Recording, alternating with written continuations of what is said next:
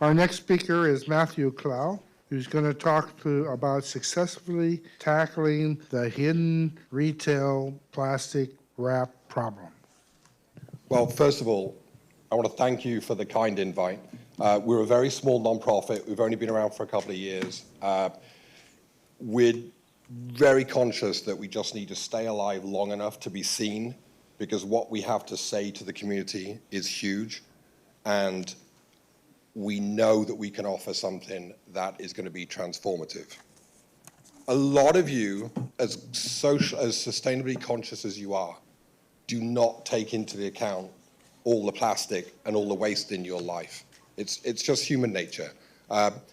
If we buy something from the store, a lot of the times it comes pre-unwrapped and presented. And we just take that item and we never know that this material exists. So the material I'm talking about here is what I call the supply chain packaging, where if you buy clothing, if you buy a sofa, if you buy a watch, there's plastic involved in that. Often cases, we don't see that though. We just see the item. And then we'll say to people, quite honestly, well, I recycle all the plastic I have. I don't have a very big plastic footprint. So our first thing that we want to do is we want people to understand actually what they do have and to look to the items that they are purchasing, that they don't immediately see that plastic, so that we can have the next stage of the conversation. We've been running collections now for over 3 years. Last year was our first proper full year. And this is what we're seeing as the reality of the supply chain plastic, of this soft plastic that's been generated by local businesses, ready to be captured. This is 100% recyclable material. We are trying to establish it as its own stream in recycling. I'll talk about that in a moment. But as you can see, so we've got a store, a small business is doing like can easily do like an 80-gallon bin a week. And these are all pictures of businesses that we work with. The middle one is a retail clothing and surf store. This is 1 week's worth of plastic. This is everything that your bikinis, flip-flops, not even large items like surfboards, t-shirts, whatever. This was all unbagged in the back room that you never saw. And then finally, this is a 3-yard dumpster, and this is about 1 week's worth that we are collecting from Jimbo's every week. We're getting about 200 pounds plus of, again, this is pre-consumer plastic. This is the stuff that we never see. I'll do a little bit of a breakdown on this because I'm trying to hammer this point home. This is all the material that is invisible to us. We are currently working with 30 local businesses, and of those businesses, there's a mix from very small stores through warehousing, manufacturing, large grocery stores, breweries, and up to even local biotech. There's a lot of plastic out there, and this is only from the customers that we're working with so far. So again, so we're getting our £2,000 a month just from these 30 customers. So we can scale up and look how many businesses are there around us. And then we have this, understanding of how much plastic is out there, is being generated, and is going to landfill. When it arrives at landfill, because it does arrive to landfill, I want to stress this point, no one is collecting this plastic film. Our local recycling facilities, our local collectors, the systems are designed that if this material goes in, it causes outages on the sorting lines. And Republic Services talked about this earlier. Everything is based on throughput of materials. There is no capacity for storage. So if you're trying to service those 5 million customers, there can't be an outage. And if a plastic bag gets sucked through into the wheels of the conveyor belt and locks it up, it causes more harm. So unfortunately, the answer, which personally I feel is wrong, is, well, let's not take this on. But that's where we are. Again, that's just an uncomfortable truth of where we are. Once it makes it to landfill, soft plastic is even more problematic because it breaks down really quickly. We're very sunny. It's very hot in San Diego.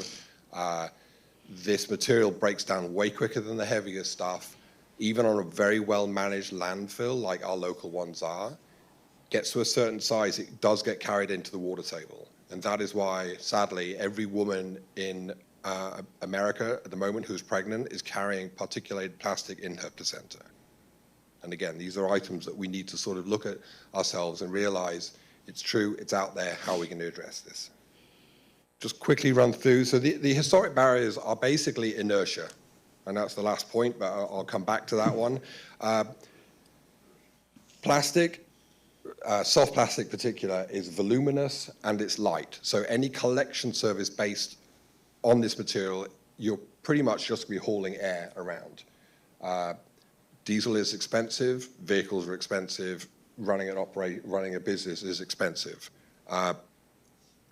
So the commercial sector has not risen to meet the challenge. A store or a warehouse or a business manager often doesn't even understand the amount of plastic that they're generating. It gets commingled in with their trash as it's produced.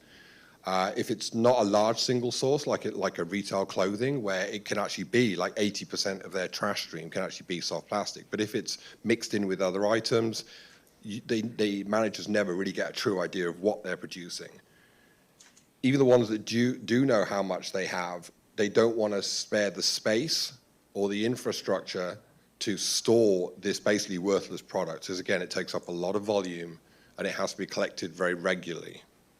On the collection costs, everything we dispose of has to get paid for, whether it's trash, the green bins, recycling. We all understand that there must be a fee associated with it because we need to support any solution, and any solution involves operations, sorting, downstream, whatsoever.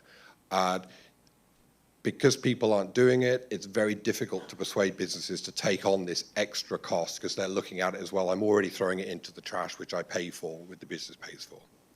And then finally, inertia. Inertia is so powerful. For 50 years, we've not had a robust or even a perfunctory offering of soft plastic recycling at scale. So this is something that, we're trying to engage from nothing. I'll just zip through this one. We all know this, that there's the willingness out there for people to engage in this.